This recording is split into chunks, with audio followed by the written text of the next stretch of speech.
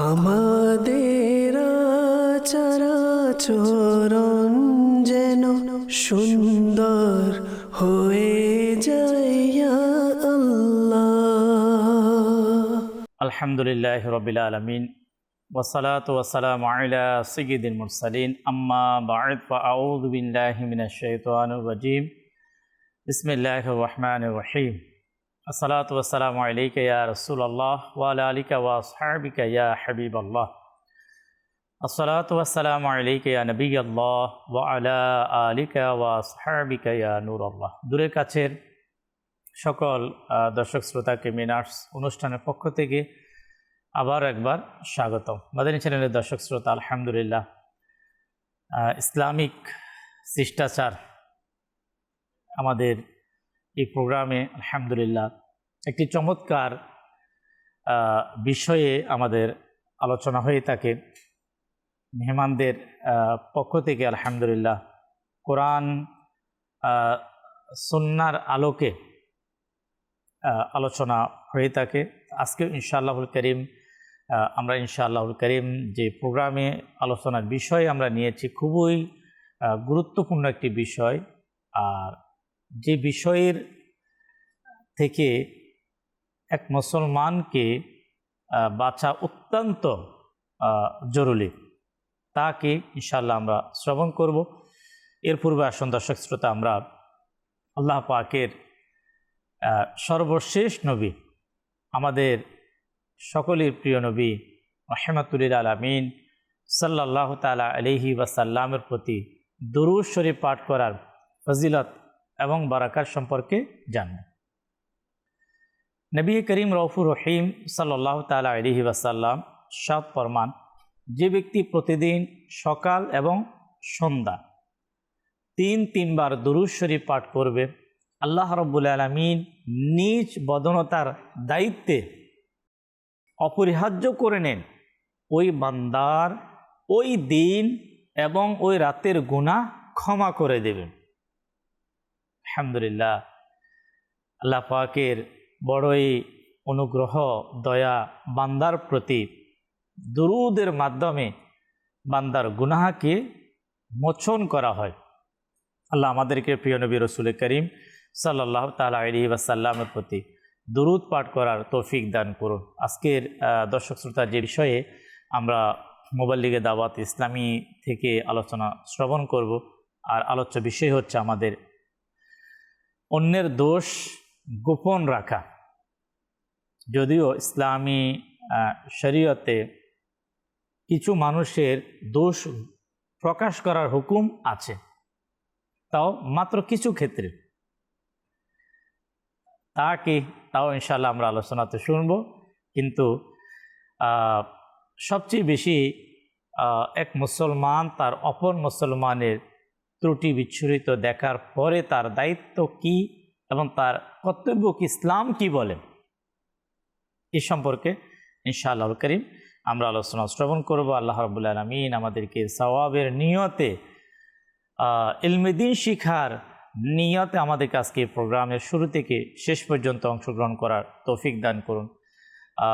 প্রোগ্রামের শুরুতে ইনশাআল্লাহুল করিম আমরা একটি কালাম শ্রবণ করব। এরপর ইনশাআল্লাহ মেহমান যারা আজকের প্রোগ্রামে আমাদের আলোচনা করবেন, আমাদের কামরুল ইসলাম ভাই এবং আমাদের হাসান ভাই প্রোগ্রামে রয়েছেন। আমরা তাদের থেকে আজকে ইনশাআল্লাহ কিছু জ্ঞান গর্ব কোরআন সুন্নাহর আলোকে আলোচনা ইনশাআল্লাহ শ্রবণ করব। হামদে বারি তাআলা শুনিয়ে দিন।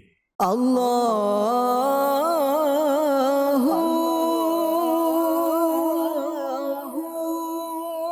আল্লাহু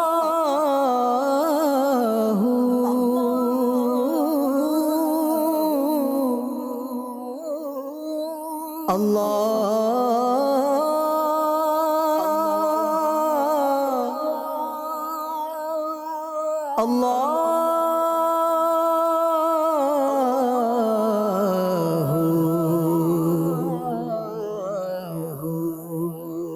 আল্লাহু আল্লাহু আল্লাহু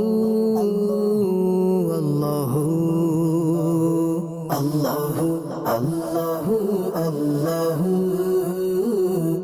আল্লাহু আল্লাহু আল্লাহু আল্লাহু আল্লাহু আল্লাহু আল্লাহু দেখতে চাই হৃদয় তোমায় সুবহানাহু করে জিকির সবে আল্লাহু আল্লাহু দেখতে চাই হৃদয় তোমায় সুবহানাহু করে জিকির সবে আল্লাহু আল্লাহু ভুলিনি ভুলবো না খোদা তোমায় কভু ভুলিনি ভুলবো না খোদা তোমায় কভু মনে প্রাণে খোদা মনে প্রাণে খোদা তুমি তুমি শুধু আল্লাহু আল্লাহু আল্লাহু আল্লাহু আল্লাহু আল্লাহু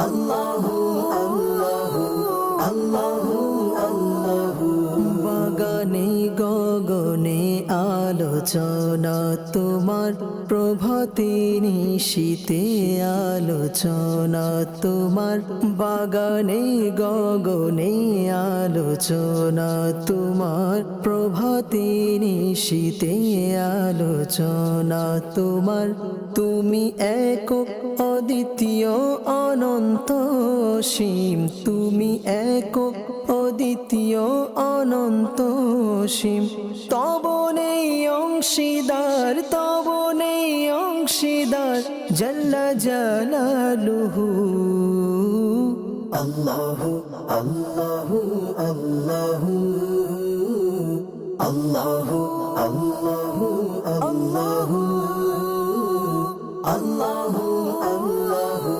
আল্লাহু আল্লাহু সারা পৃথিবী চায় তোমায় পেতে শুধু মোরা তোমারি বান্দা হে সুবহানাহু সারা পৃথিবী চায় তোমায় পেতে শুধু মোরা তোমারি বান্দা হে সুবহানাহু তুমি পুত পবিত্র অনন্ত অসীম তুমি পুত পবিত্র অনন্ত অসীম হে রহিম রহমান হে রহিম রহমান জাল্লা জালালুহু আল্লাহু আল্লাহু আল্লাহু আল্লাহু আল্লাহু আল্লাহু আল্লাহু আল্লাহু আল্লাহু আল্লাহু পক্ষী কুল করে তোমারি গুণগান চারিদিক শোনা যায় তোমারি শানমান পক্ষী কুল করে তোমারি গুণগান চারিদিক শোনা যায় তোমারি শানমান কেউ বলে খোদা কেউ সুবহানাহু কেউ বলে খোদা কেউ সুবহানাহু আর সবাই বলে লা শারীকা লাহু আল্লাহু আল্লাহু আল্লাহু আল্লাহু আল্লাহু আল্লাহু আল্লাহু আল্লাহু আল্লাহু আল্লাহু আলহামদুলিল্লাহ মাদানী চ্যানেলের দর্শক শ্রোতা আমরা রাশেদ মাদানী ভাইয়ের কণ্ঠে হামদে বারি তাআলা হামদ হচ্ছে প্রশংসা হামদে বারি তাআলা আল্লাহ তাবারক ওয়া তাআলার প্রশংসা নাত রসুল নবী করিম রউফুর রহিম সাল্লাল্লাহু তাআলা আলাইহি ওয়াসাল্লামের প্রশংসা আল্লাহ তাবারক ওয়া তাআলার প্রশংসা করা প্রশংসা করতে পারা শ্রবণ করা শোনা অনেক বড় সৌভাগ্যের বিষয় আল্লাহ তাবারক ওয়া তাআলার বান্দা আমরা যে রব্বুল আলামিন আমাদেরকে সমস্ত প্রকারের নিয়ামত যেদিকে তাকায় যে কোনো নিয়ামত সকল প্রকারের নিয়ামত এক একটি নিয়ামতের যদি আমরা পর্যালোচনা করি, তাহলে সে নিয়ামতকে কেন্দ্র করে মহান রব্বুল আলামিনের যদি আপনার হাজারো নয় লাখো নয় কোটি শুকরিয়া আদায় করলো, প্রশংসা করলো, কিন্তু সেই নিয়ামতের শুকরিয়া আদায় হবে না। মহান আল্লাহ রব্বুল আলামিন আমাদেরকে অসংখ্য নিয়ামত দ্বারা আমাদেরকে ধন্য করেছে। তাই সেই রব্বুল আলামিনের প্রশংসা আমাদের সাধ্য অনুযায়ী আমরা প্রশংসা করব।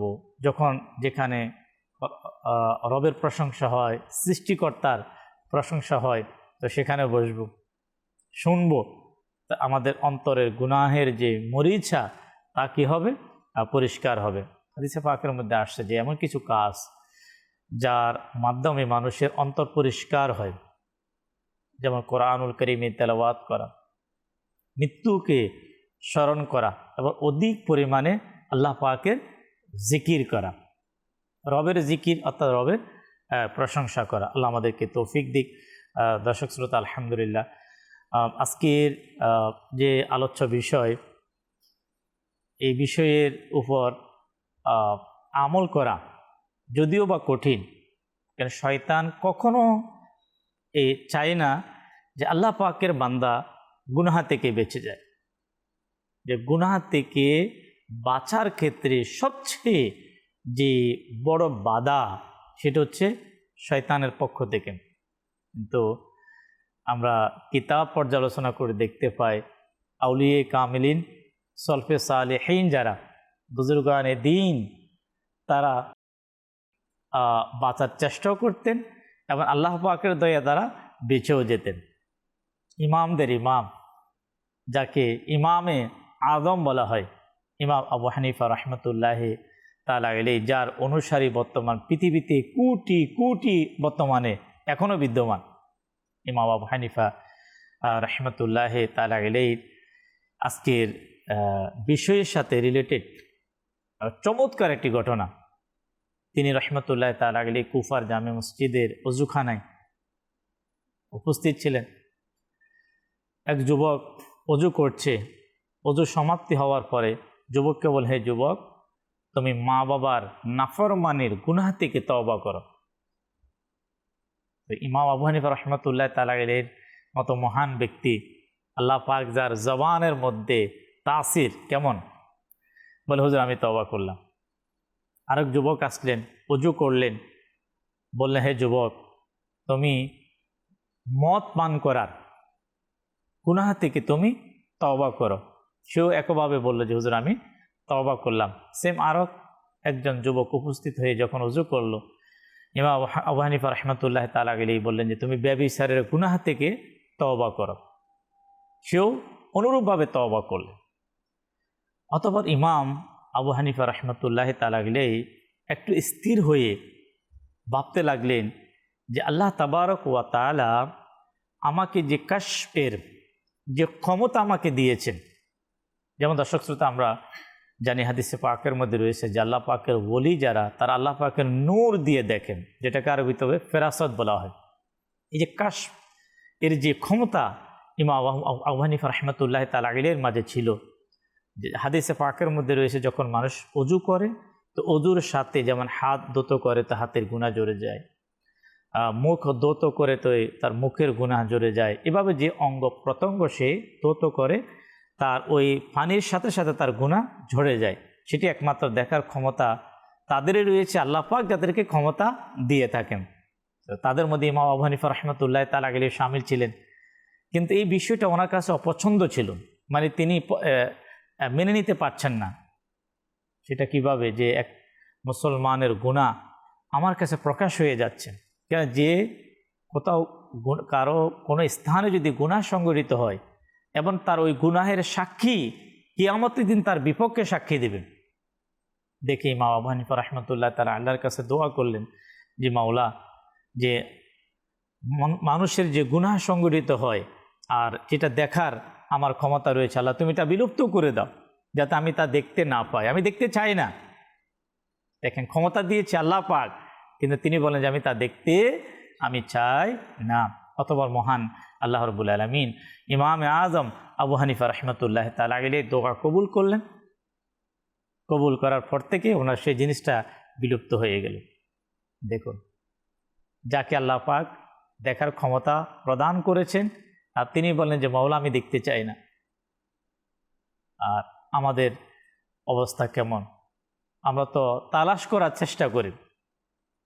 আজকে দর্শক শ্রোতা, আমাদের আলোচ্য বিষয়, যারা তালাশ করে মানুষের দোষ ত্রুটিকে যারা খুঁজে বের করার চেষ্টা করে, আল্লাহ পাক তাদের প্রতি কেমন নারাজ হয়, এর ক্ষতি কি? পাশাপাশি ওই বিষয়েও আমরা আলোচনাতে সামিল রাখবো। যারা আল্লাহকে ভয় করে, আখিরাতকে স্মরণ করে মানুষের দোষকে গোপন রাখে, তাদের ফজিলত আল্লাহর পক্ষ থেকে তারা কি নিয়ামত পাবে, তাও আজকে ইনশাআল্লাহ করিম আমরা আলোচনাতে শ্রবণ করব। দেরি না করে আমরা হাসান ভাইয়ের কাছে যাব। আজকের যে আলোচ্য বিষয়, এই বিষয়ে কিছু আলোচনা শ্রবণ করব। জি, আলহামদুলিল্লাহ রাব্বিল আলামিন ওয়াসসালাতু ওয়াসসালামু আলা সাইয়্যিদিল মুরসালিন আম্মা বা'দ ফাআউযু বিল্লাহি মিনাশ শাইতানির রাজিম বিসমিল্লাহির রহমানির রহিম। আলহামদুলিল্লাহ, আমরা ইতিমধ্যেই শুনেছি যে আজকে আমাদের আলোচ্য বিষয় হলো অপরের দোষ অন্বেষণ না করা, অন্যের দোষ না খুঁজে। এটিকে যেমন আল্লাহ রাব্বুল আলামিন যেমন কোরআনে নিষেধ করেছেন, প্রিয় নবী সাল্লাল্লাহু আলাইহি ওয়াসাল্লামও আমাদেরকে নিষেধ করেছেন যাতে আমরা অন্যের পিছনে অন্যের দোষ অন্বেষণ না করি, অন্যের পিছনে না লাগি। এটা এমন একটি অভ্যাস, এই অভ্যাস যদি কারোর মধ্যে চলে আসে তো তিনি একটি বড় নেয়ামত থেকে বঞ্চিত হন, সেটা হলো নিজের সংশোধন করতে পারে না। জি।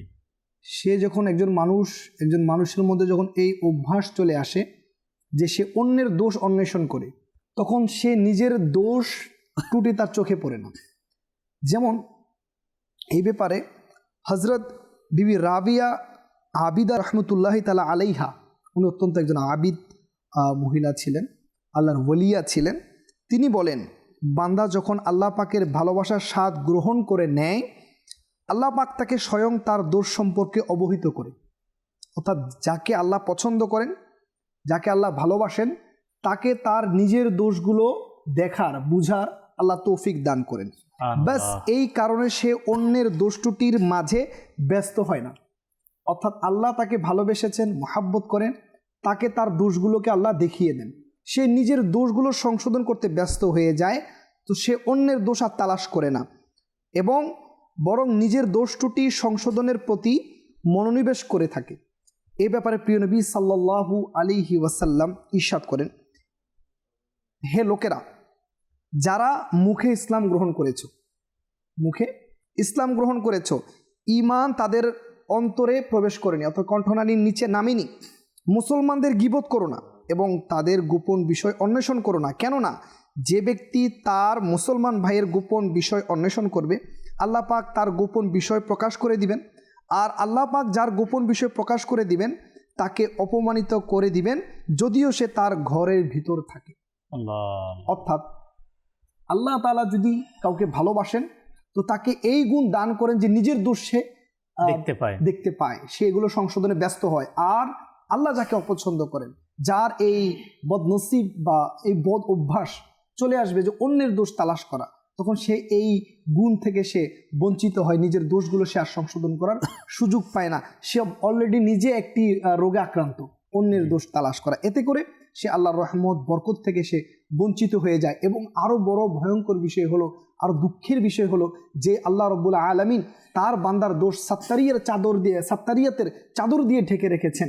আল্লাহ তাআলা দোষ গোপন করে রেখেছেন, যার অপরাধ করছে তিনি তার অপরাধকে ঢেকে রেখেছেন। সেখানে আমি এটাকে অনধিকার চর্চা বলে, মানে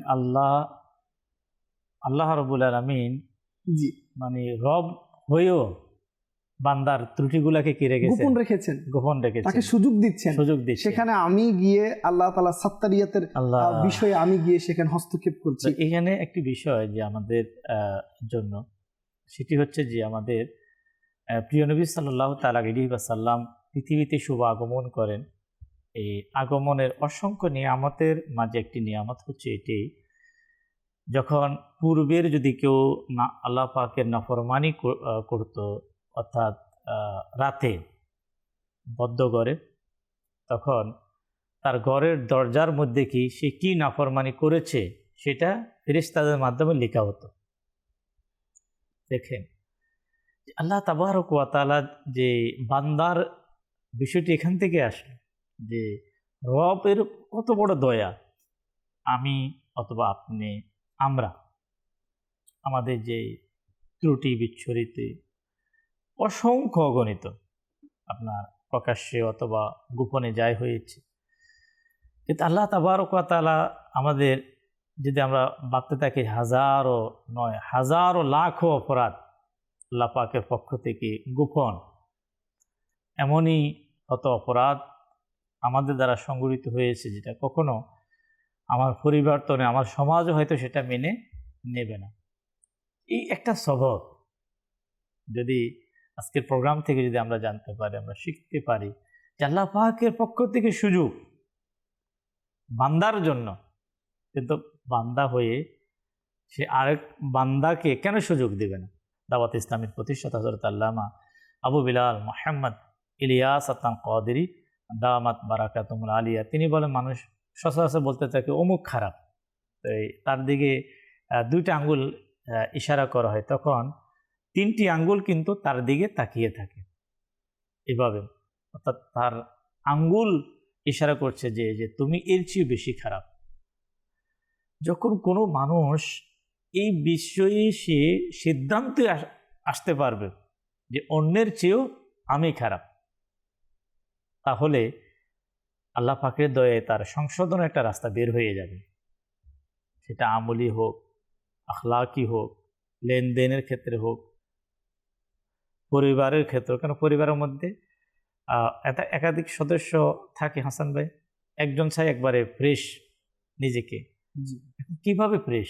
শুধু আমি বললে তো হবে না, সবাই খারাপ আমি ভালো, এটা পরিবারের মধ্যে হয়, সমাজের মধ্যে যত যারাই বসবাস করে এই সবার কোনো না কোনো সমস্যা, আমি ভালো, এখন আমি বললে তা হবে না। এখন যে মানুষ ভালো আমি খারাপ, এটা কখন আসবে? আসলে যখন আমরা কোনো একটা বিষয়, হাসান ভাই, আমরা যখন মাদিনী চ্যানেলে কখনো আমরা ডিসকাস করি কোনো একটা বিষয় নিয়ে, তখনই আমাদের বুজুর্গানি দিনের দিকে কিন্তু আমরা যাই। আমাদের এক বুজুর্গ রহমতুল্লাহ তাআলা আলাইহি, আল্লাহ পাকের বলেছিলেন, তিনি যখন কোনো বয়স্ক ব্যক্তিকে দেখতে পেতেন, বয়সে বড়, ওনার চেয়ে বড়, তখন বলতেন যে যে আমার চেয়ে আপনার নেকি বেশি, কেন আপনার আমার আগে পৃথিবীতে এসেছেন আর আমলও বেশি করেছে, তাহলে খারাপ কে বোঝাচ্ছে? আমি।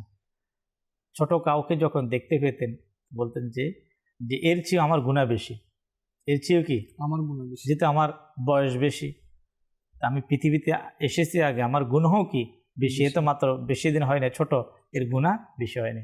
তখন কি বললেন? যে আমি খারাপ। এই সকল মহান ব্যক্তি যারা ছিলেন, তারা তাদের আপন যুগের বড় থেকে বড় অলিউল্লাহ ছিলেন, আল্লাহ পাকের নেক বান্দা ছিলেন, আউলিয়া কেরামদের মধ্যে শামিল ছিলেন। দাওয়াত ইসলামী আলহামদুলিল্লাহ আউলিয়া কামিলিন সলফে সালেহিনদের অনুকরণ করেন আমরা আজকের যে আলোচ্য বিষয় নিয়েছি। চেষ্টা থাকবে ইনশাআল্লাহ করিম এই ধরনের কিছু আলোচনা, যাতে আমাদের আত্মশুদ্ধির মাধ্যম হয়, যাতে নিজের গুনাহকে তালাশ করার সে মন মানসিকতা আমাদের মাঝে সৃষ্টি হয়। কামরুল ইসলাম ভাই থেকে কিছু আলোচনা শ্রবণ করবে। জি, আলহামদুলিল্লাহি রাব্বিল আলামিন ওয়াসসালাতু ওয়াসসালামু আলা সাইয়্যিদিল মুরসালিন আম্মা বা'দু ফাআউযু বিল্লাহি মিনাশ শাইতানির রাজিম বিসমিল্লাহির রহমানির রহিম। আজকের এই অনুষ্ঠানের মধ্যে যে বিষয়টি নেওয়া হয়েছে অপরের দোষ তালাশ করার ব্যাপারে, যেটি এই যুগের মধ্যে অত্যন্ত মানুষের ভিতরে পাওয়া যায়। আজকের যুগের মানুষ দেখা যাচ্ছে হাসতে হাসতে গুনাহ করে ফেলে। যেমন আমরা যদি দেখি, বন্ধু বান্ধব একসাথে আছে, অপর বন্ধুর দোষ তার সামনে প্রকাশ করছে, বাড়িতে আছে অপর ঘরের দোষ মানুষের কাছে তালাশ করছে আর এটা নিয়ে হাসি তামাশা করছে, আরে অমুকের ঘরের মেয়ে ভালো না, অমুকের ঘরের বউ ভালো না, তার সাথে এমন করে তো গুনাহটা এমনভাবে প্রসার হয়ে গিয়েছে যে তাওয়াক্কাই করছে না আমি কি করছি। জি আচ্ছা, এটা যে কত বড় গুনাহ, আমরা যদি কোরআন হাদিসের মধ্যে দেখি আল্লাহ তাবারক ওয়া তাআলা অপরের দোষ ত্রুটি গোপন করার ব্যাপারে কি বলেছেন, হাদিসে পাকের মধ্যে কি বলেছেন। আল্লাহ তাআলা কোরআনে পাকের মধ্যে সর্বপ্রথম ইরশাদ করেন, ইয়া আইয়ুহাল্লাযীনা আমানু ইজতানিবু কাসীরাম মিনাজ-যন, হে ঈমানদার বান্দারা তোমরা ইজতানিবু কাসীরাম মিনাজ-যন্নি, অধিক ভাবনা থেকে বেঁচে থাকো, অধিক ধারণা থেকে বেঁচে থাকো। ইন্না বা'দায-যন্নি ইসমুন, এবং কিছু ধারণা এমন হয়ে থাকে যেটি গুনাহ হয়ে যায়।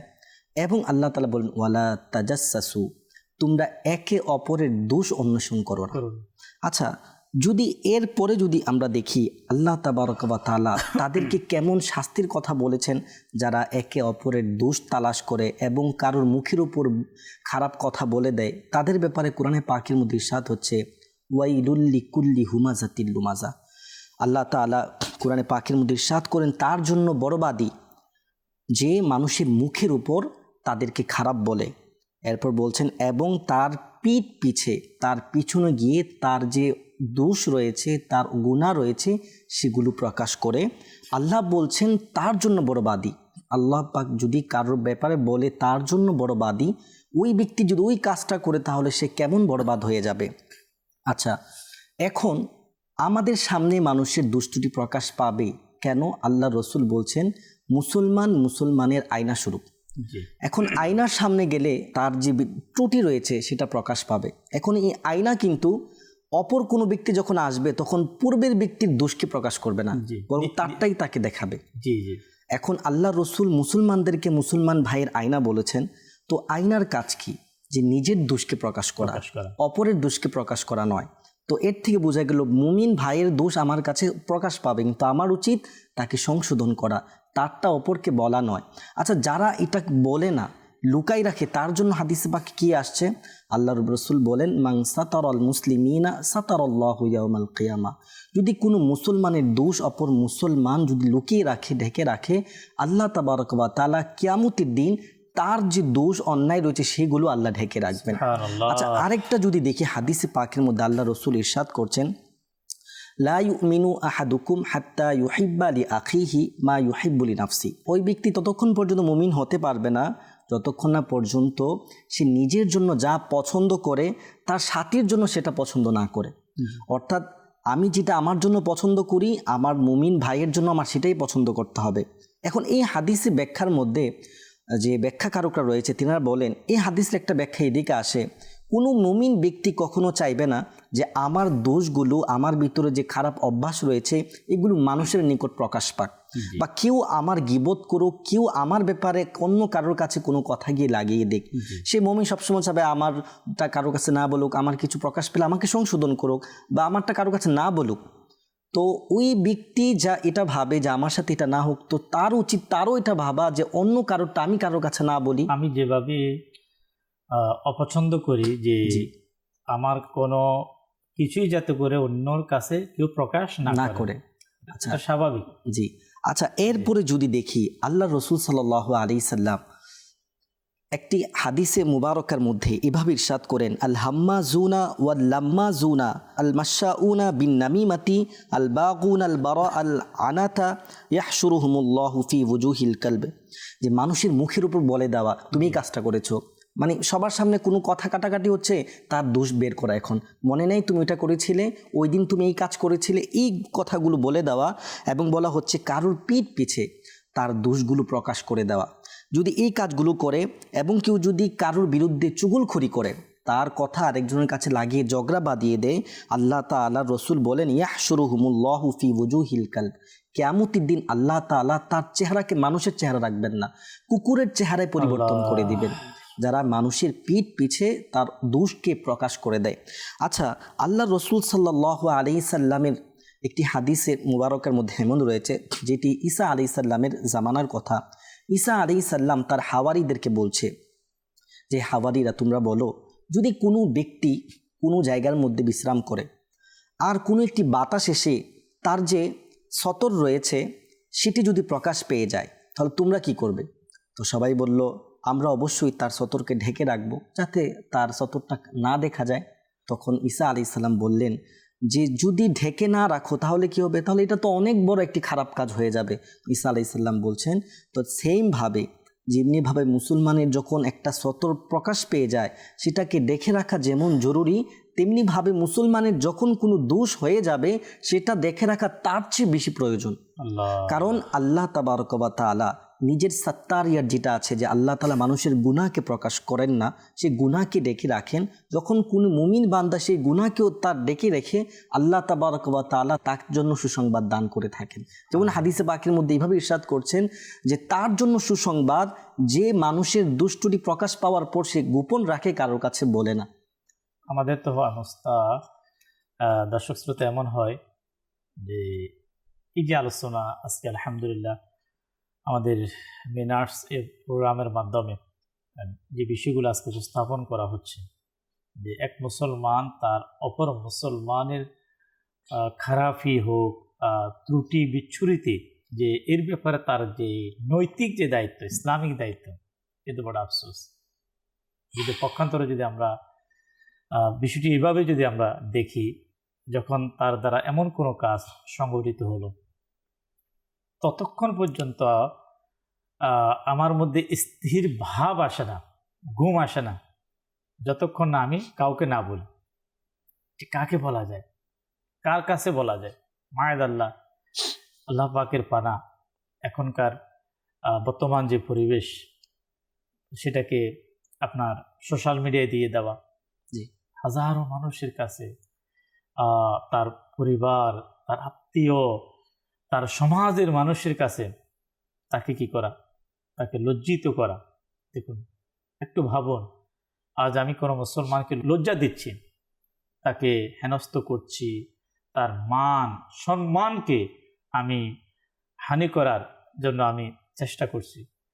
কাল কিয়ামতের ময়দান আল্লাহ পাক যদি আমার প্রতি নারাজ হয়ে যায়, সেখানে আমার মা, আমার পরিবার, আমার আপন সন্তান, সকলের সামনে যখন আমার ত্রুটিগুলাকে যখন প্রকাশ করে দেওয়া হবে, তখন আমার অবস্থা কি হবে? একটু কল্পনা, মানুষ চিন্তার মাধ্যমে মানুষ নিজেকে পরিবর্তন করতে পারে। আপনার এই ভয়টা যদি রাখা যায় যে আজকে আমি মানুষের ভুলগুলো আমি প্রকাশ করে দিচ্ছি, যার কারণে সে লজ্জিত হচ্ছে, সে অপদস্থ হচ্ছে, কিন্তু কিয়ামতের ময়দানে যে আল্লাহ পাক যদি এই কারণে আমার প্রতি নারাজ হয়ে, আমার ত্রুটি তো আল্লাহ গোপন রেখেছেন, আল্লাহ পাকের দয়া এখন, কিন্তু কিয়ামতের ময়দানে যদি সেটা প্রকাশিত হয়ে যায়, আমরা যদি এই বিষয়কে খেয়াল করি, এভাবে যদি আমি বলি যে না, আমি আমার পরিবারের হোক, আমার সমাজের হোক, আমার সোসাইটির হোক, অথবা আমি স্টুডেন্ট, আমার স্কুল, কলেজ, ইউনিভার্সিটি অথবা মাদ্রাসা, অথবা আমি মার্কেটের একজন ব্যবসায়ী, তাহলে আমার সহপাঠী ব্যবসায়ী, অর্থাৎ যে স্থানে আমরা রয়েছি, সেখানে যদি আমি এই মনে করে যদি আমি তার সেই বিষয়টাকে আমি গোপন রাখি, তাকে লজ্জিত হওয়া, তাকে বাঁচানোর যদি নিয়ত থাকে, এই ওসিলা আল্লাহ যাতে কিয়ামতের দিন আমার দোষগুলোকে আল্লাহ যাতে গোপন রাখে। বলেন কেন? হাদিসে কুদসির মধ্যে আছে, বান্দা তার রবের ব্যাপারে যেমন কি করেন, ধারণা করেন, আল্লাহ পাক তার জন্য তেমন কি করেন, ফয়সালা করেন। তাই এই আশা তো রাখা যায়। আপনি এই আশায়, শয়তান চাইবে না। শয়তান আমাকে আপনাকে কখন বাঁচতে দিচ্ছে?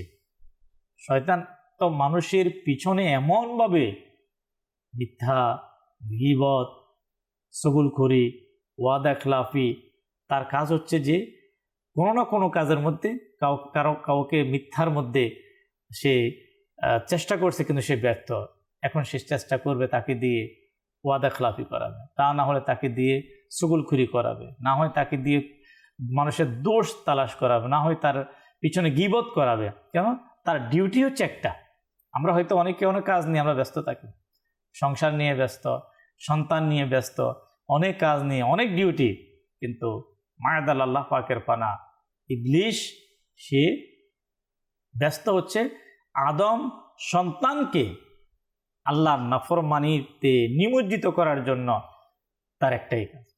তাই আমাদেরকে আজকে মাদানী চ্যানেলে আলহামদুলিল্লাহ আল্লাহ পাকের দয়ায় অপরের দোষ গোপন রাখার সম্পর্কে যে আলোচনা পর্যালোচনা, কোরআন কারীম আয়াতে মোবারকা, হাদিসে মোবারকা, এই যে পর্যালোচনা, এটা ইলমে দ্বীন শিখার একটা অনেক বড় একটা মাধ্যম। ইলমে দ্বীন শিখা, আল্লাহ আমাদেরকে বোঝা তৌফিক দিয়ে একটা কালাম আমরা শুনবো। হামদে বারি তাআলা আমরা শুনেছি, যদি সম্ভব হয় একটি নাতে রসুল প্রিয় নবী সাল্লাল্লাহু আলাইহি ওয়াসাল্লামের প্রশংসা ইনশাআল্লাহ আমরা শুনবো। তারপরে ইনশাআল্লাহ আলোচক যারা রয়েছেন আমরা ওনাদের থেকে আরও কিছু আজকের আলোচ্য বিষয়ে কিছু আলোচনা আরও কন্টিনিউ করবো। জি, কালাম শুনিয়ে দিন। ইয়া রাসূল ইয়া রাসূল ইয়া রাসূলুল্লাহ ইয়া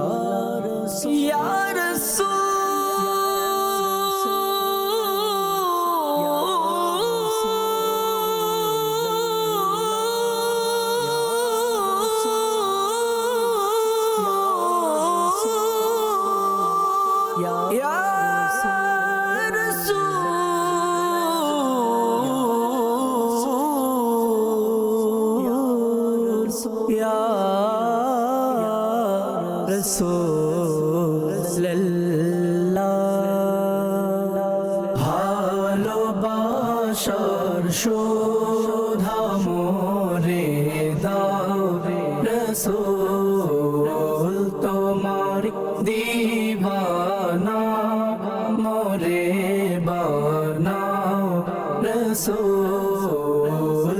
ভালোবাসার শোধা মোরে দাও রাসূল, সুপ্রসন্ন ভাগ্য মোর কর রাসূল,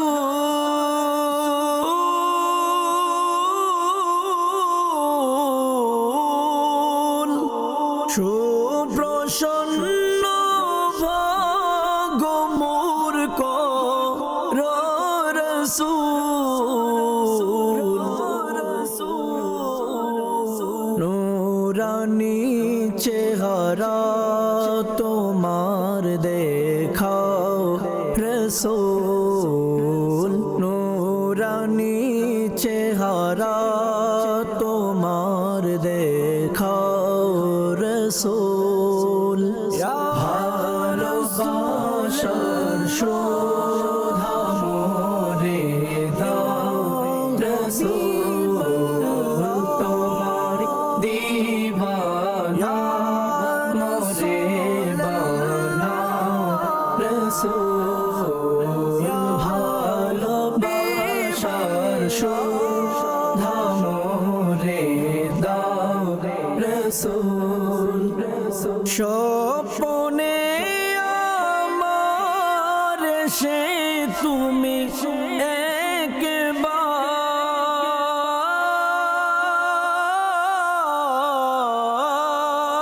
স্বপ্নে আমার সে তুমি একবার,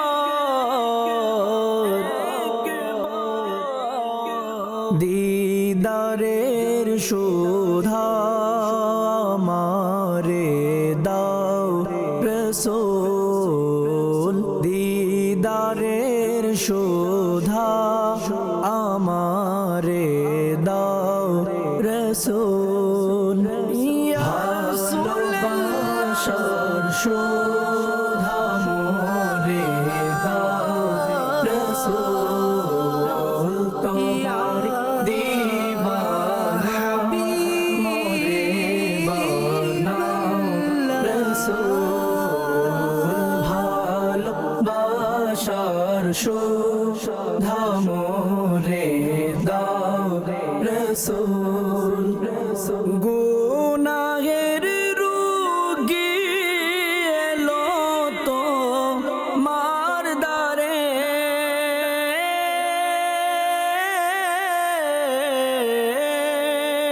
গুনাহের রোগী এলো তো মার দ্বারে,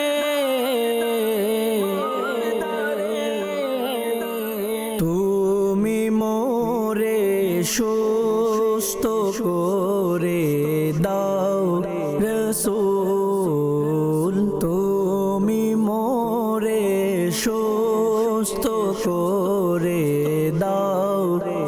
রসুল ভালোবাসার শোধা মোরে দাও রসুল তোমার দিবানা মোরে বানাও রসুল ভালোবাসার শোধা মোরে দাও রসুল সারা জীবন যেন তোমার নাত লিখি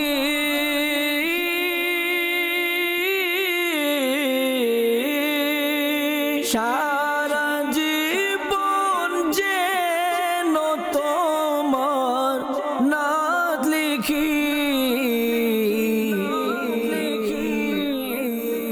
সব বাধা মোর দূর করে দাও রসুল সব বাধা মোর দূর করে দাও রসুল ভালোবাসার শোধা মোরে দাও রসুল তোমার দিবানা মোরে বানাও রসুল ভালোবাসার শোধা মোরে দাও রসুল সব গুনাহ আমার মুছে দিবে খুদা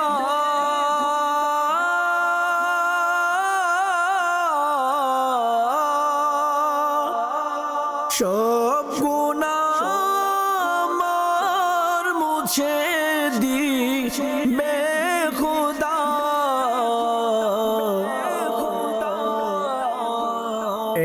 একটু যদি ঠোঁট তোমার নরাও রসুল একটু যদি ঠোঁট তোমার নরাও রসুল ভালোবাসার শোধা মোরে দাও রসুল তোমার দিবানা মোরে বানাও রসুল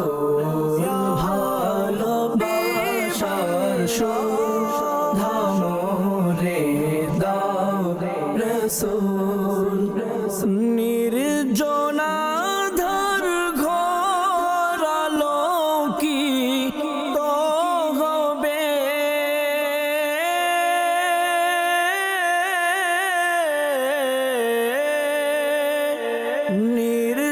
নির্জনাধার ঘর আলোকিত হবে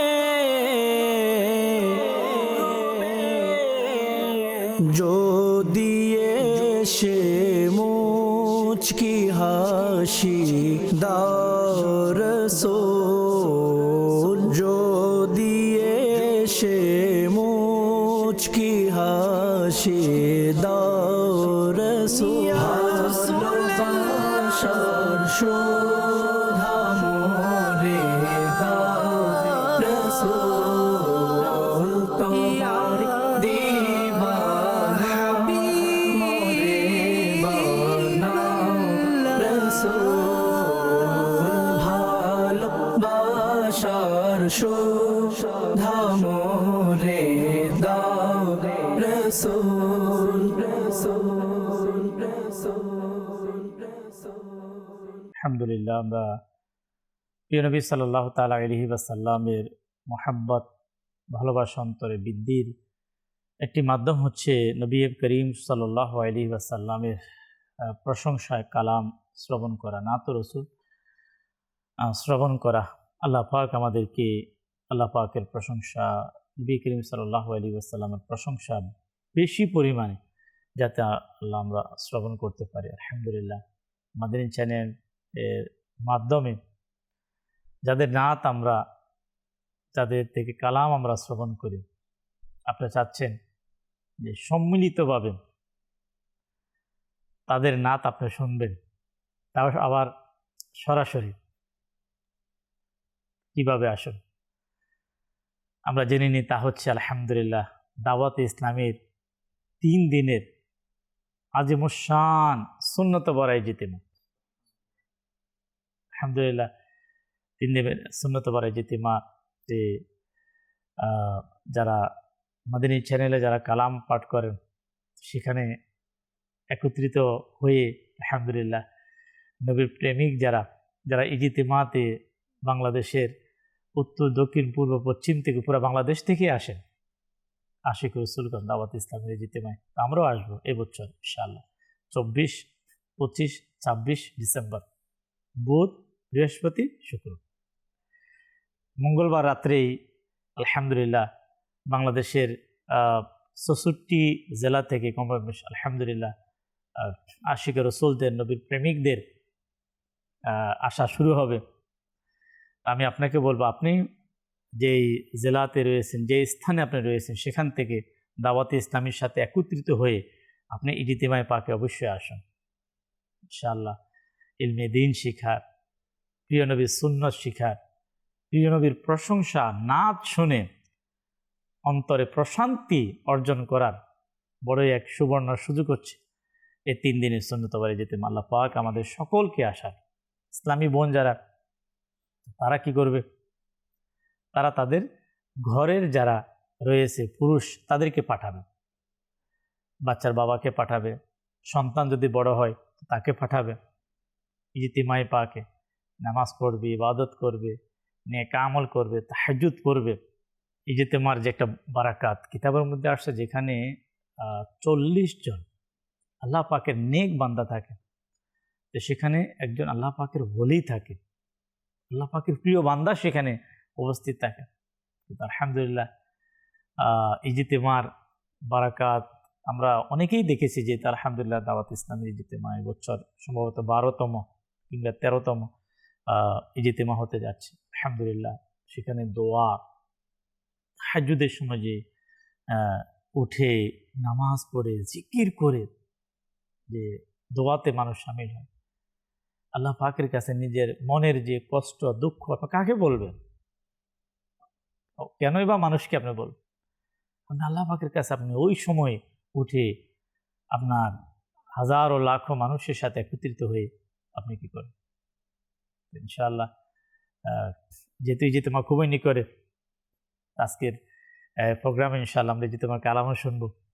যদি কালাম রেডি রাখার অনুরোধ, কিছু হাসান ভাই থেকে আলোচনা শুনবো, এরপর ইনশাআল্লাহ ইজতিমার কালাম রয়েছে তাও শুনবো।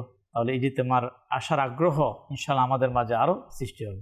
হাসান, মাকতাবাতুল মদিনার একটি কিতাব আছে হাসান, এই কিতাবের প্রথম পৃষ্ঠায় ঘটনাটি এসেছে যে আল্লাহ তাআলা এক বান্দাকে রাজদরবারে আল্লাহ তাআলা তাকে প্রশংসিত করেছেন, কারণ সে সবসময় একটি কথা বলতো, সেটা হলো যে যে উপকার করেছে উপকারকারীর উপকারের প্রতিদান দাও এবং মন্দ লোকের সাথে খারাপ আচরণ করো না, কারণ যার মধ্যে মন্দ স্বভাব থাকে তো তার অপদস্থতার জন্য, তার ক্ষতির জন্য তার এই মন্দ অভ্যাসটি যথেষ্ট। তো এই ব্যক্তির এই কথাগুলো বাদশার খুব ভালো লাগতো, যার কারণে বাদশার কাছে তার একটি বিশেষ মর্যাদা ছিল।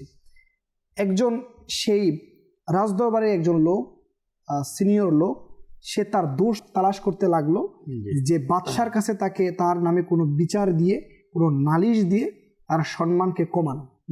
সে তার দোষ তালাশ করে দোষ না পেয়ে একটি অপবাদ দিয়ে দিল, যে বাদশাকে বলল যে এই লোকটিকে যে আপনি এত মহাব্বত করেন, ভালোবাসেন, সে তো মানুষকে বলে বেড়ায় যে আপনি নাকি দুর্গন্ধওয়ালা বাদশা, না আপনার মুখ থেকে দুর্গন্ধ বের হয়।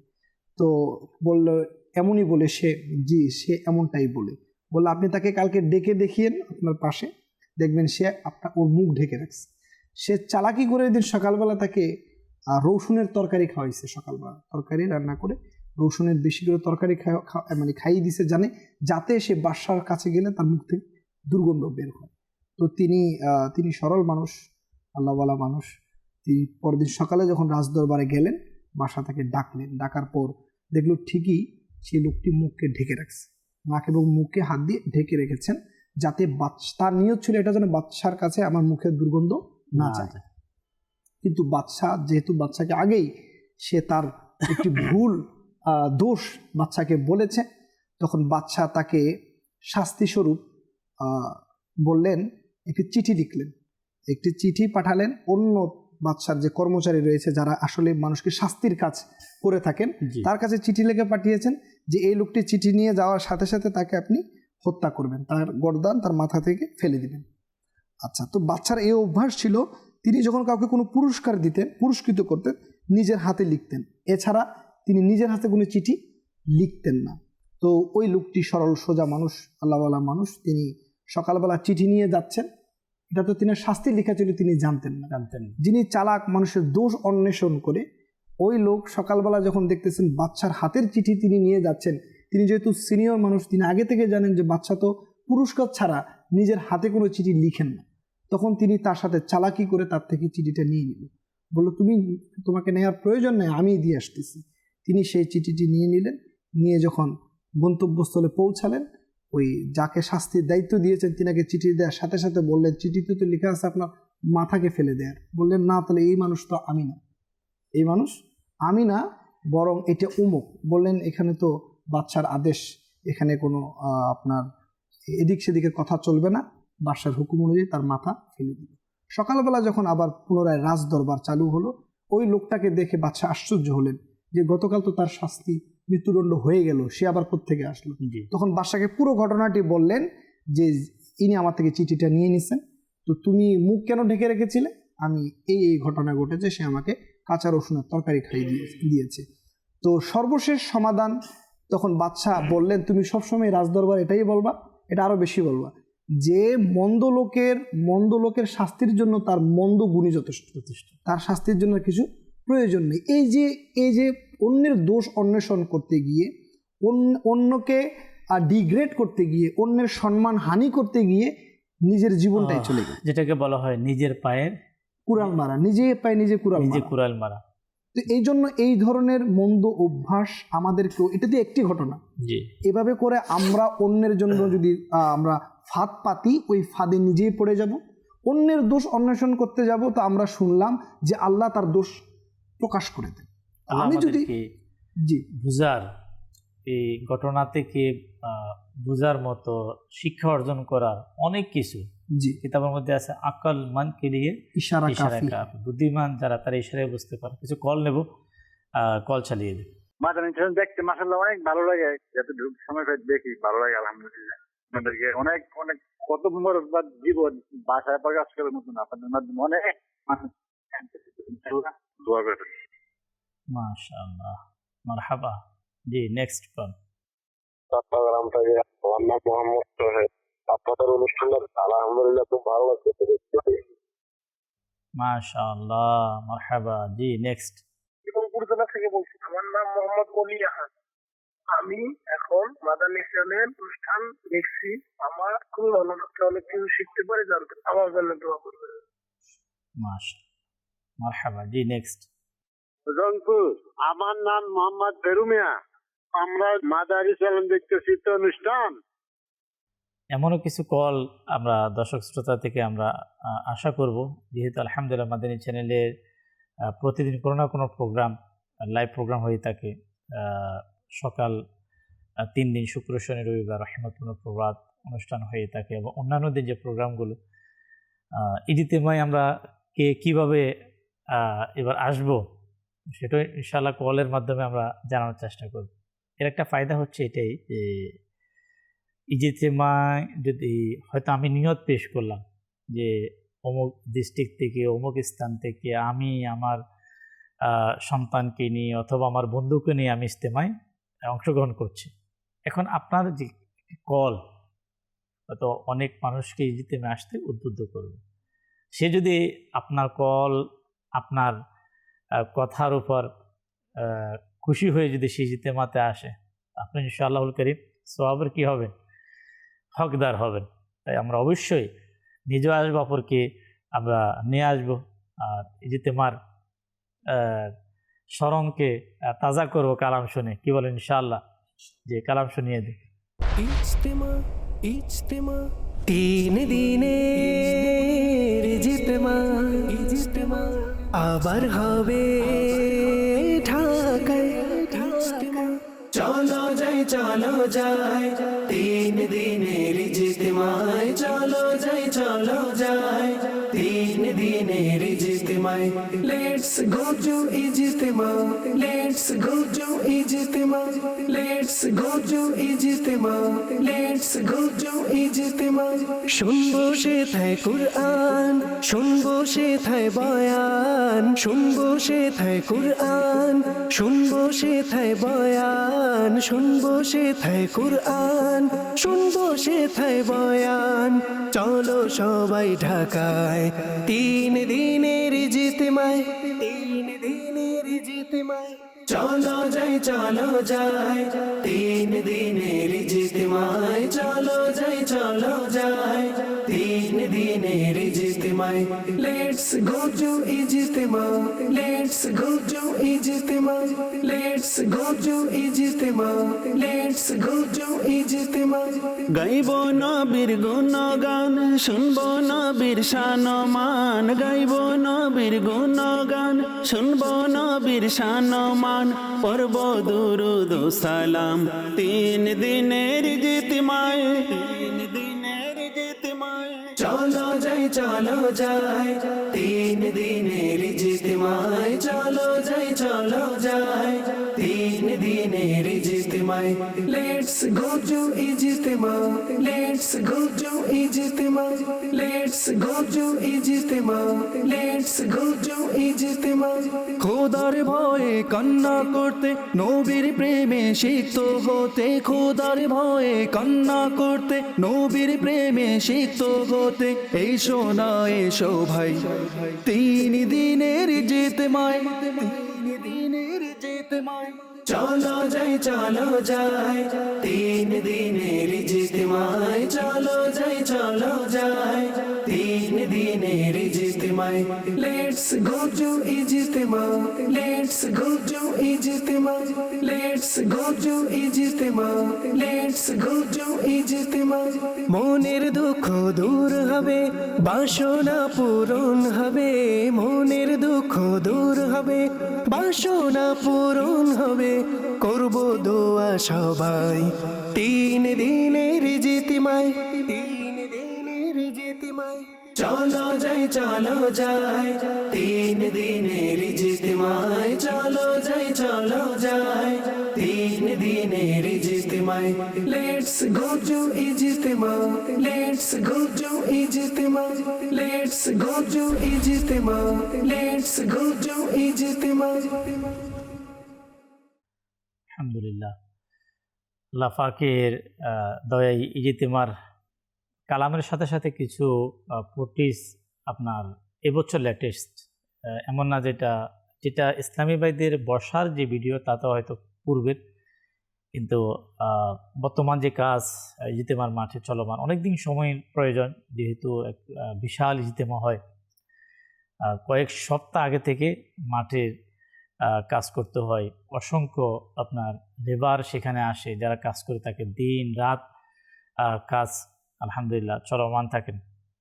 অবশ্যই দর্শক শ্রোতা, আল্লাহ পাকের সন্তুষ্টি সওয়াব হাসিল করার উদ্দেশ্যে আমরা ইনশাআল্লাহ আশিক রসুলদের, নবী প্রেমিকদের এই ইজতেমাতে আমরা ইনশাআল্লাহ শানদারভাবে আমরা উপস্থিত হব। আল্লাহ আমাদেরকে তৌফিক দিক। আলোচনা হচ্ছে অপরের দোষ গোপন করা।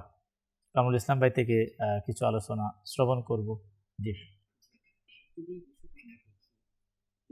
গোপন করি কি লাভ হবে? হাদিসে পাকের মধ্যে আল্লাহ রসুল সাল্লাম ইরশাদ করেন, লা ইয়ারামরুউম মিন আখিহি আওরাতান ফায়াস্তুরাহা ইল্লা সাতারাহুল্লাহ ওয়া আদখালাহুল জান্নাহ। যে ব্যক্তি কোনো মুসলমানের দোষ পাওয়ার পর সেটাকে গোপন রাখে, কারো নিকট প্রকাশ না করে, তাহলে আল্লাহ তাবারক ওয়া তাআলা ওই ব্যক্তিকে জান্নাতে প্রবেশ করাবেন। যদি আরেকটি হাদিস মুবারকা শ্রবণ করি, এটা খুবই আনন্দের একটি হাদিস, মানে যেটি খুবই শুনলে ভিতরের মধ্যে একটা আনন্দ প্রকাশ পায়। হাদিসটি হচ্ছে, যে মান সাতারা আওরাতাম মুমিনিন ফাকাআন্নামা ইস্তাহইয়া মাউউদাতাম ফি কবরিহা।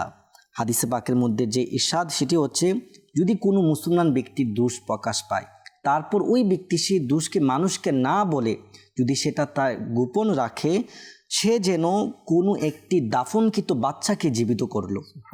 দেখা যাচ্ছে কোনো একটি মুসলমানের বাচ্চা যদি কেউ জীবিত দাফন করে দেয়, ওই বাচ্চাকে বাঁচাইলে যা তার সওয়াব হবে, বলছে মনে হচ্ছে মানে যেমনটা সে ওই ব্যক্তিকে বাঁচালো যে কোনো মুসলমানের দোষকে গোপন করে।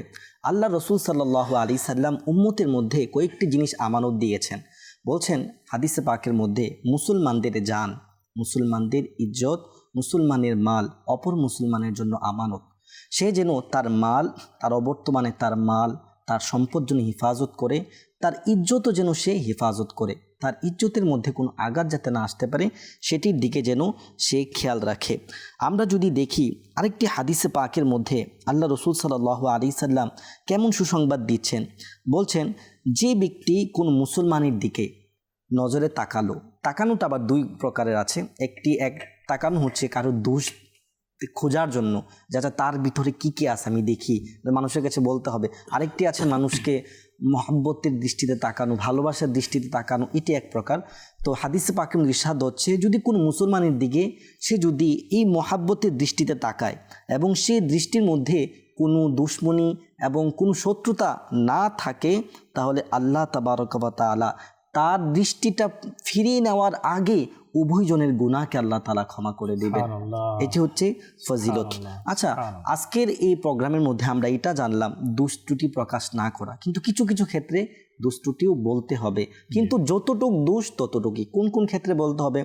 আচ্ছা, আমার এখন ছেলের বিয়ে দিব কোনো একটি মেয়ের সাথে, এখন আমার ওই মেয়ে সম্পর্কে জানতে হবে যে মেয়েটি কি তার জন্য ঠিক আছে কিনা, মেয়ের কোনো ব্যাকগ্রাউন্ড খারাপ আছে কিনা। আচ্ছা, যার কাছে জিজ্ঞাসা করেছে যতটুক আছে ততটুকুই বলতে হবে। কোনগুলো, যেগুলো মেয়ে যদি প্রকাশ্যভাবে কোনো খারাপ কাজ করে থাকে, যেগুলো সমাজের দৃষ্টিতে খারাপ, হ্যাঁ, যদি গোপনীয়ভাবে এমন কোনো গুনাহ যেটি প্রকাশ্য কোনো বড় গুনাহ না, সেগুলো গোপন রাখতে হবে। আর যদি প্রকাশ্য কোনো বড় গুনাহ হয়ে থাকে, সেগুলো অবশ্যই বলতে হবে, যেটার কারণে তার সংসারটা নষ্ট না হয়ে যায়। আচ্ছা, সেমভাবে ছেলের ক্ষেত্রে আবার যদি আমার কোনো ইসলামিক প্রতিষ্ঠান অথবা কোনো প্রতিষ্ঠানে আমার শিক্ষক লাগবে, আমি তাকে নেওয়ার আগে তার যখন ব্যাকগ্রাউন্ড আমি খেয়াল করব, যদি তার কোনো প্রকাশ্য এরকম বড় কোনো অন্যায় থেকে থাকে, তার ব্যাকগ্রাউন্ড খারাপ থাকে, যতটুকু তার খারাপ রয়েছে সেটা প্রকাশ করা যাবে। রাষ্ট্রের ক্ষেত্রে রাষ্ট্রের কোনো বড় পদ নেওয়ার জন্য, অথবা কোনো ব্যক্তি এক জায়গায় বসে অপর ব্যক্তিকে আঘাত করার জন্য, অথবা কোনো প্ল্যানিং করছে, তখন অর্থাৎ তার ব্যাপারে এই জন্য অবগত করে দেওয়া, যাতে করে তার আক্রমণ থেকে সে বাঁচতে পারে। অর্থাৎ এটা বিশেষ করে কিতাবের ব্যাপারে কোনো যারা জুলুম করে মানুষের ব্যাপারে, যে এই জালিম ব্যক্তি সম্পর্কে যদি অমুককে যদি অবগত করে দেওয়া হয়, তাহলে সে মানুষকে জুলুম করার যে কাজটা সেটা থেকে বেঁচে যাবে। গুপ্তচর, যেমন সন্তানের কোনো সন্তান তার এমন কিছু বিষয়ে কেউ দেখতে পেল, এখন সে তার মা বাবাকে এই নিয়তে বলতে পারবে, যাতে করে বলার মাধ্যমে ওই মা বাবা তার ওই সন্তান সম্পর্কে জেনে তাকে কি করবে, তার সংশোধন করবে, তাকে সে কাছ থেকে বাঁচিয়ে রাখতে পারবে।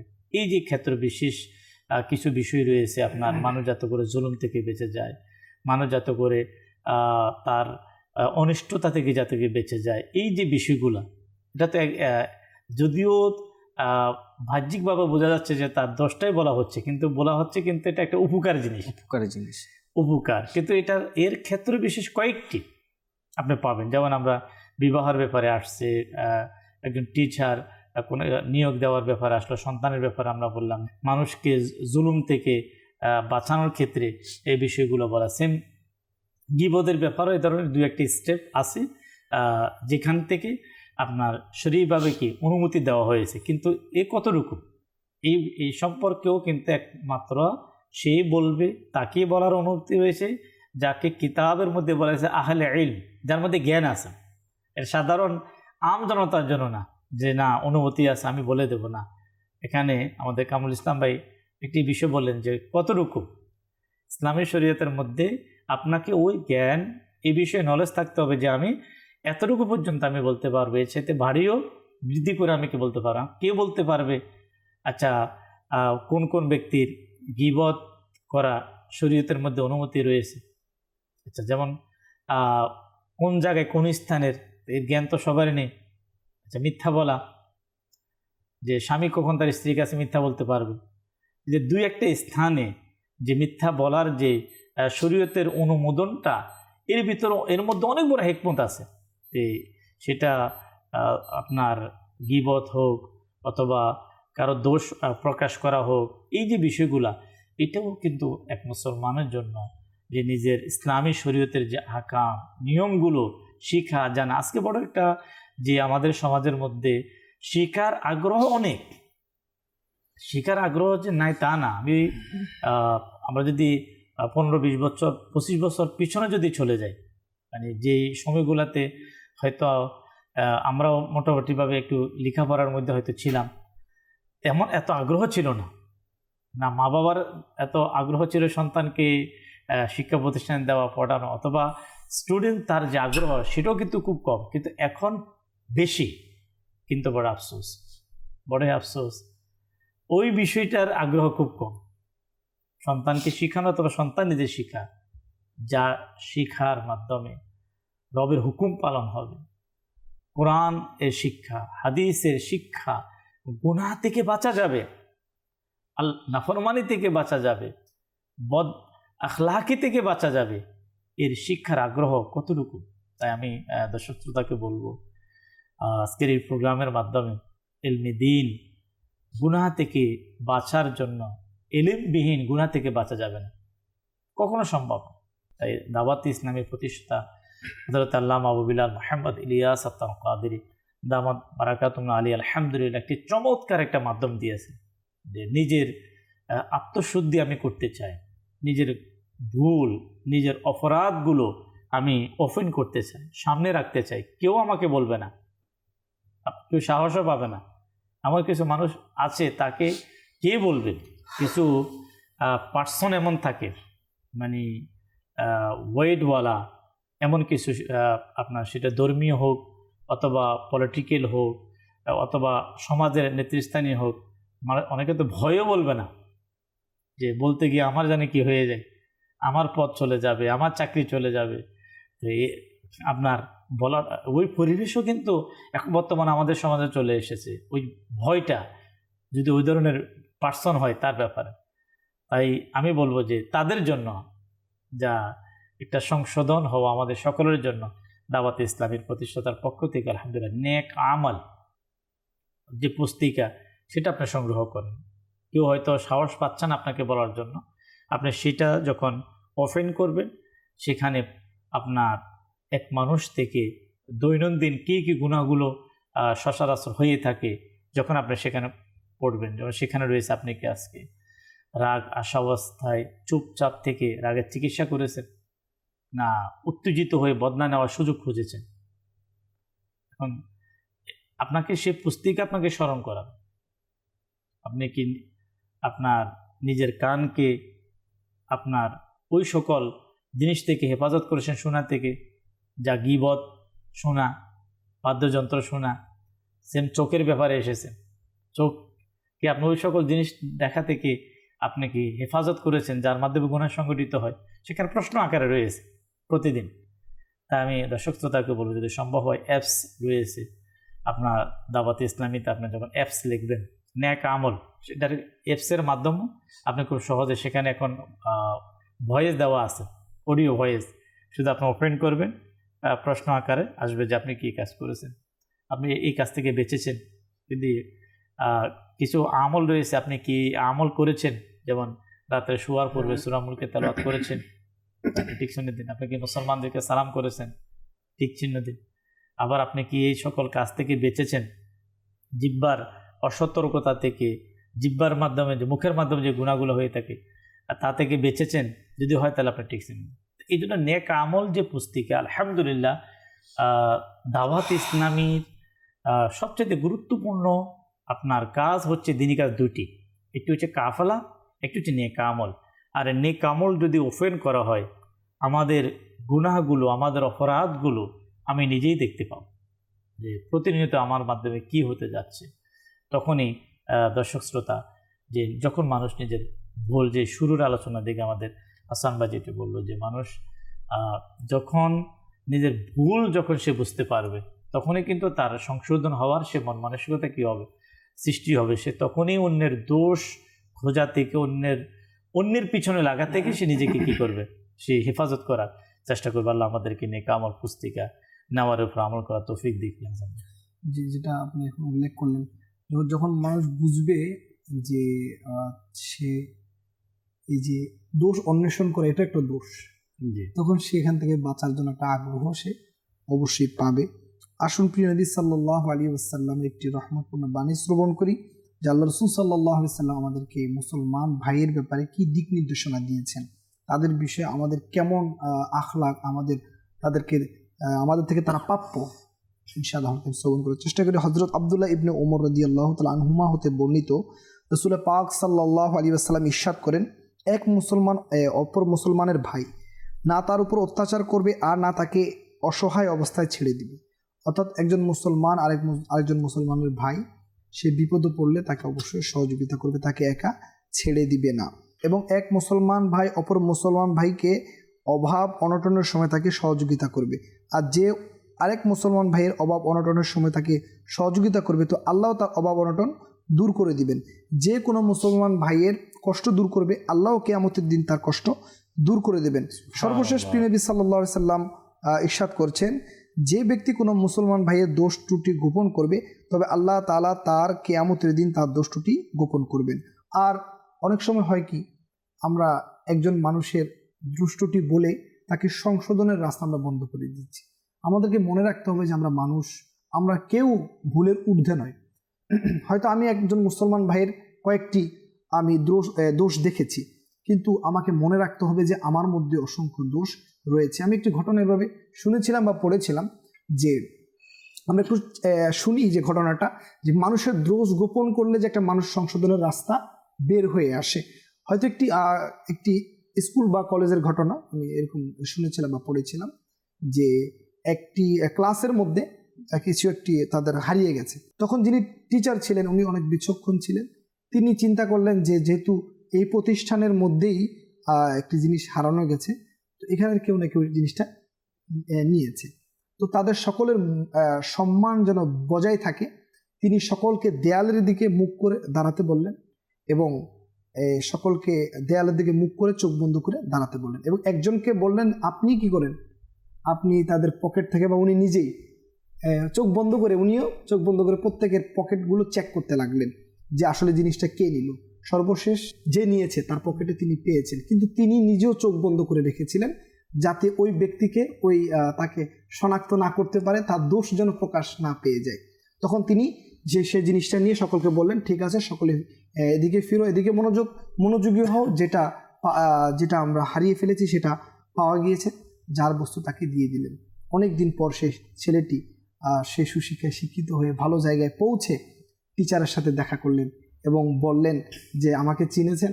বললেন আপনাকে তো চিনি নাই। বললেন আমি আপনার ছাত্র। আবার ওই ছাত্র যার সম্মান ইজ্জত আপনি রক্ষা করেছিলেন, আপনি সকলের সামনে আমাকে আমার ইজ্জত বাঁচিয়েছেন, আমার দোষ প্রকাশ করেননি। তো বললেন সেটা কিভাবে? বললেন এভাবে ক্লাসের মধ্যে যে জিনিসটি চুরি হয়েছিল, হারিয়ে গিয়েছিল, সেটা আসলে আমিই নিয়েছি। বললেন যে সেটা তুমি নিয়েছো সেটা আমিও জানি না, কারণ আমি নিজেও চোখ বন্ধ করে সকলের পকেটগুলো চেক করেছিলাম। এই যে একজন টিচার বিচক্ষণতার পরিচয় দিলেন, তার দোষ তাকে সুযোগ করে দিলেন। কারণ প্রত্যেকটি স্টুডেন্ট তাদের একটি লাইফ, একটি সুন্দর ফিউচার আছে। যদি আমরা সুযোগ করে দিই, তাদেরকে সংশোধন করার রাস্তা তাদের জন্য খোলা রাখি, তাহলে ইনশাআল্লাহুল কারীম মানুষ সংশোধন হয়ে অনেক ভালো জায়গায় পৌঁছাতে পারে। এজন্য আমাদেরকে এই রাস্তা, সংশোধনের রাস্তা বন্ধ না করা, আমরা মানুষকে সুযোগ করে দেয়া। আমি ছোট ছোট বিষয়গুলো যদি আমি দোষগুলো যদি মানুষকে বলতে থাকি, স্বাভাবিক অনেক সময় আমরা একসাথে কর্মজীবনে থাকি, কর্মস্থলে থাকি, অথবা আমরা একসাথে পড়াশোনা করি। তো আমি একটা স্টুডেন্ট সম্পর্কে যখন কর্তৃপক্ষকে বারবার ছোট ছোট বিষয়গুলো বলবো, তখন এটি একটি বিরাট সমস্যা হয়ে দাঁড়াবে। তখন কর্তৃপক্ষ বাধ্য হয়ে তাকে বহিষ্কার করবে, স্বাভাবিক, বা কর্মস্থল থেকে তাকে বিদায় করে দিবে। একটু চিন্তা করে দেখুন, যে দোষগুলো আপনি প্রতিদিন কর্তৃপক্ষকে জানাচ্ছিলেন, এগুলো আপনি গোপন রাখলেও পারতেন, এটা আহামরি কোনো বড় বিষয় নয়, ছোট ছোট বিষয়গুলো। এখানে একটা বিষয় আমি আপনার সাথে অ্যাড করব, কর্তৃপক্ষ যিনি, যাকে বারবার কেউ এসে কারো দোষ প্রকাশ করে যাচ্ছে, কিতাবের মধ্যে আছে যে সগলখোরের একটা গুণ হচ্ছে, সগলখোর সে যার কথা যাকে বলে সে যাতে করে এটা মেনে নেয় যে আমার কথাও গিয়ে সে অন্যজনকে বলবে।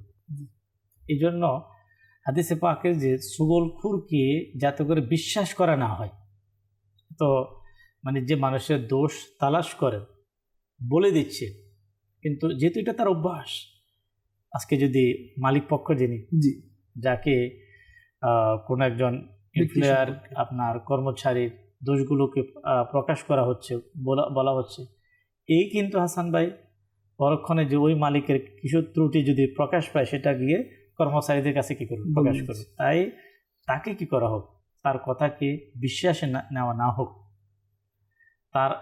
তাকে একবার বললো দুইবার বললো, তারা যাতে করে সংশোধন করা হয়, নাহলে তার এই অভ্যাস কি হবে না, দূর হবে না।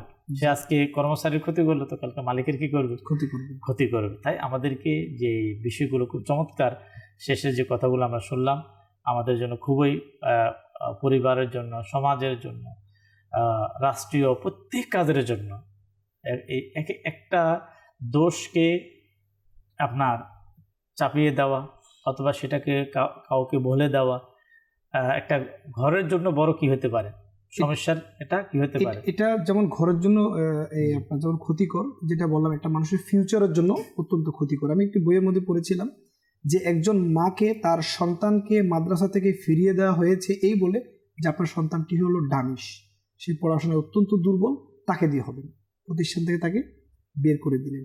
কিন্তু মা তাকে এই গুণটা সন্তানকে বললেন না। সন্তান জিজ্ঞাসা করছিল মাকে, মা আমাকে প্রতিষ্ঠান থেকে কেন আপনি নিয়ে আসছেন, আমাকে কেন বের করে দেওয়া হলো? মা বলে তুমি ভালো ছেলে, এই জন্য সমস্যা নেই, অন্য স্কুলে বা অন্য কোথাও তুমি পড়াশোনা করবা। মা তাকে তার এই গুণটা, দোষটা তাকে বললেন না, যদিও তার মধ্যে ছিল। তো তাকে এইটা না বলার কারণে তার মধ্যে তার দুর্বলতা কাজ করেনি, তাকে অন্য প্রতিষ্ঠানে ভর্তি করানো হলো। আল্লাহ তাআলার দয়া হয়েছে, তিনার নামটা আমার স্মরণে নেই, তিনি একজন বিখ্যাত ব্যক্তি হয়েছেন। আসলে যে মা বাবা যে তার মধ্যে যে সন্তানকে কোন কথা বলতে হবে, কোন কথা বলা যাবে না, যেমন এখন প্রায় প্রতিষ্ঠানের ফাইনাল এক্সাম কি হয়েছে, শেষ হয়েছে, মাদ্রাসা স্কুল বিভিন্ন স্থানে রেজাল্টও আসবে। এখন যদি দুই একটা বিষয়, কোনো একটা বিষয়ে একটু রেজাল্ট খারাপ আসে, এখন করণীয় কি? আপনি যদি চান আপনার সন্তান আগামীতে ভালো কিছু করুক, আমি আপনাদেরকে একটা ভালো টিপস আমি আপনাদেরকে বলব। আপনি আপনার সন্তানকে যতটুকু পেয়েছে, যেটাই পেয়েছে, সেটার উপর তাকে উৎসাহ প্রদান করুন। কি হয়েছে, মাত্র ক্লাস 6-এর এক্সাম হলো, পরীক্ষা হয়েছে, একটু কম হয়েছে, ইনশাআল্লাহ আগামীতে ক্লাস 7-এ কি হবে, ভালো হবে। এই যে আপনার একটি শব্দ আপনার সন্তানের জন্য কি হবে, অনেক উপকার হবে, উৎসাহ হবে। আপনার তাকে উৎসাহিত করা, এটা আমাদের মা বাবা দায়িত্ব, করতে পারলে আমাদেরকে তৌফিক দিক। যে আমরা তো এতক্ষণ হাদিস মুবারকা বা বিভিন্ন ঘটনা থেকে শুনতে পারলাম, মুসলমানের দোষ প্রকাশ পেয়ে গেলে সেটাকে গোপন রাখা। তো বেশি সময় এরকম হয়ে যাবে বিষয়গুলো যদি দেখি, খালি গোপনই রাখলাম, কিন্তু যার গোপন রাখলাম তার কোনো সংশোধন হলো না। তো সেই ক্ষেত্রে আমরা কি করব? ইমাম শাফি রহমতুল্লাহি তাআলা আলাইহি তিনি বলেন, যদি কোনো মুসলমানের দোষ প্রকাশ পায়, এখন ওই মুসলমানের কিছু দায়িত্ব আছে।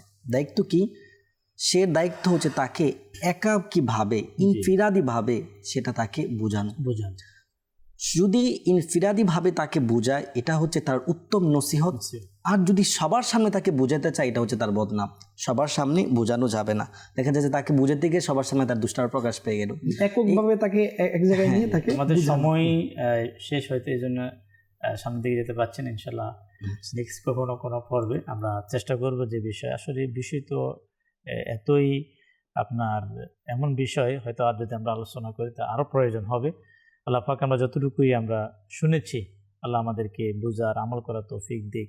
এককভাবে, ইনফরাদিভাবে, আলাদাভাবে বোঝানো, কাউকে মানুষের সামনে সংশোধন করার মাধ্যমে সে লজ্জিত হতে পারে, সে বিষয়ে আমাদেরকে খেয়াল রাখতে হবে। আল্লাহ পাক আমাদেরকে আজকে যতটুকু আমরা শ্রবণ করলাম, আমাদের সকলকে আল্লাহ এর উপর আমল করে আমাদেরকে আমলে জিন্দিগি অর্জন করার তৌফিক দিক। দর্শক শ্রোতা, আল্লাহ তাআলা যদি হায়াতে বাঁচিয়ে রাখে আমাদেরকে, ইনশাআল্লাহ মেনার্স এই প্রোগ্রাম ইজতেমা মাঠ থেকে করার ইনশাআল্লাহ নিয়ত আছে ইনশাআল্লাহ। সেখান থেকে আমাদের এর পূর্বে আমাদের পুরো সিস্টেম সেখানে পৌঁছে যাবে, যেহেতু সেখানে 3 দিনের সুন্নত পরে ইজতেমার মাদানী চ্যানেলের মাধ্যমে আলহামদুলিল্লাহ কমপ্লিট, আলহামদুলিল্লাহ বেশিরভাগই আলহামদুলিল্লাহ সরাসরি দেখানো হয়ে থাকে। তাই কয়েকদিন পূর্ব থেকেই ওনাদের সিস্টেম নিয়ে সেখানে যেতে হয়। এবছর ইনশাআল্লাহ চলে যাবে ওনারা পূর্বে থেকে। তাই ইনশাআল্লাহ আল্লাহ পাকের দয়ায় আপনাদেরকে দাওয়াত প্রোগ্রামে ইজতেমার মাঠ থেকে প্রোগ্রাম করা, আপনার দেখা, তো এর আলহামদুলিল্লাহ মনের প্রশান্তিটাই আশা করি কি হবে, আলোকিত হবে। আল্লাহ পাক আমাদেরকে তৌফিক দিক। আগামী পর্ব দেখার জন্য সকলকে আহ্বান জানিয়ে এখানে শেষ করছি। সাল্লু আলা হাবিব সাল্লাল্লাহু তাআলা আলা মুহাম্মদ সাল্লাল্লাহু আলাইহি ওয়াসাল্লাম। আমাদের চরাচরণ যেন সুন্দর হয়ে যায়